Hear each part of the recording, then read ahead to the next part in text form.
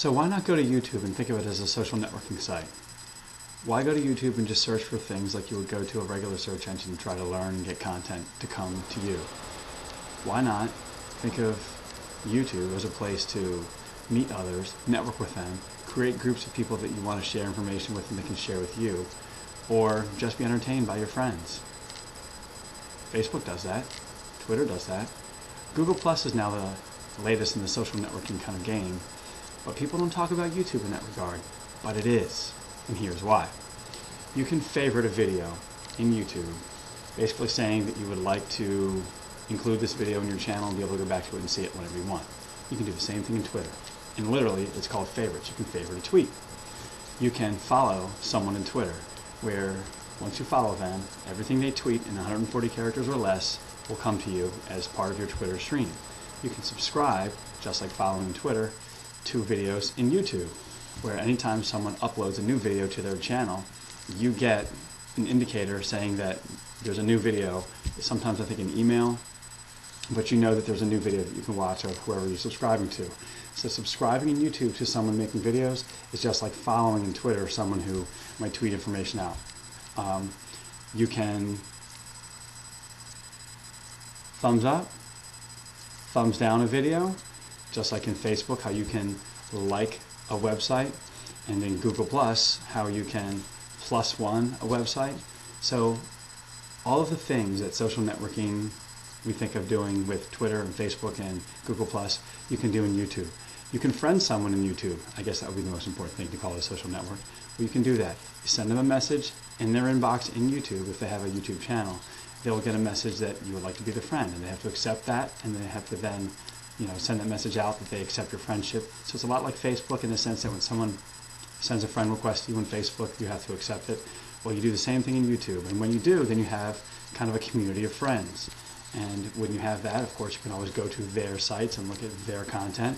You're not going to get a stream of posts like you do in Google Plus and like you do in Twitter and Facebook, but it is a social network. It's a place to meet others, to learn from others.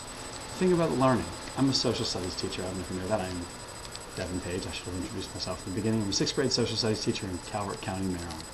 And I actually follow a lot of people on Twitter to learn about teaching. It's a geeky thing, I know, but I follow educators, about 220 of them. And whenever they add something, 140 characters, I get that tweet.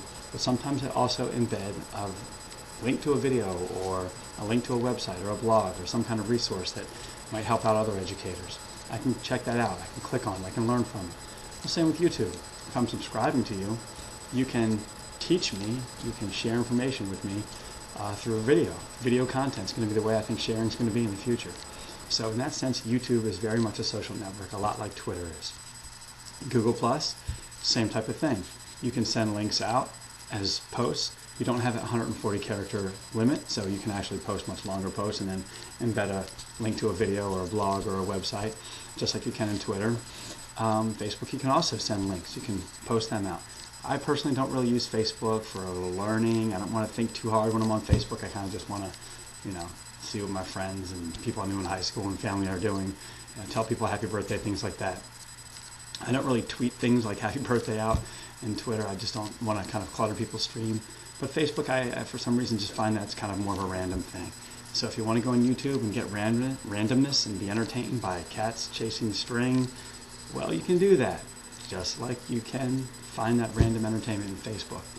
So I just find that really I'm discovering that Google Plus, Twitter, and Facebook are not the only social networks, that YouTube is a real, in and of itself, social network. And what's great about that is that it's owned by Google, which also owns Google Plus, and it's integrated into Google Plus. I know this sounds like an advertisement right now. It really isn't, I swear.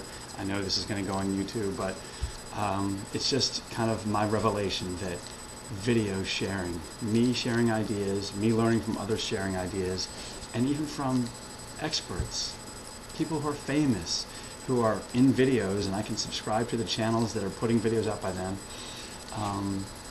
It's a form of social networking. They might not know them, but you know what? When you followed Shaq in Twitter, he doesn't know you either. But we still think of Twitter as a social network. So think of YouTube as a social network.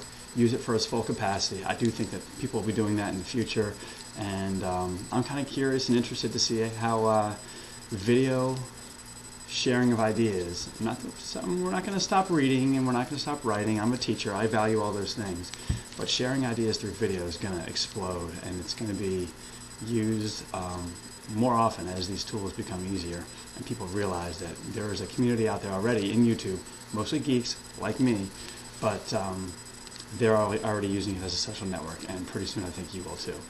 As that, I just don't know how to end the video. I don't know what I just said. I think that was a sentence a second ago. Anyway, goodbye. Check out YouTube as a social network.